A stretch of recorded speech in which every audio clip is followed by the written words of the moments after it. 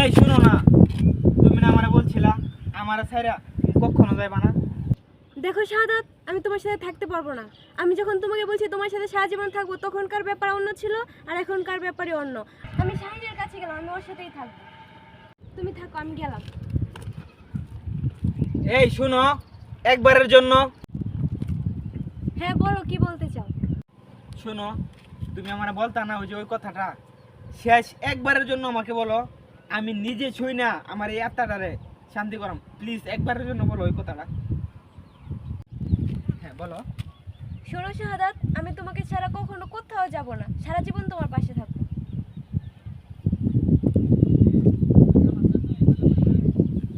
শোনো শাহিনুর, আমি তোমাকে ছেড়ে কখনো কোথাও যাব না, তোমাকে কথা দিতেছি সারা জীবন তোমার পাশে থাকবো। সত্যি? হ্যাঁ সত্যি। ভাই একটু এই বয়সটা শুনেন তো।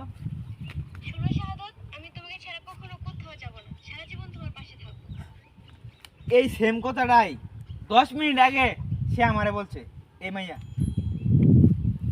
যা, তোর সাথে ব্যাকআপ। তুই এমন কাজটা আমার সাথে করতে পারলি? থাক তুই এটা নিয়ে। কি বেবি, বলছিলাম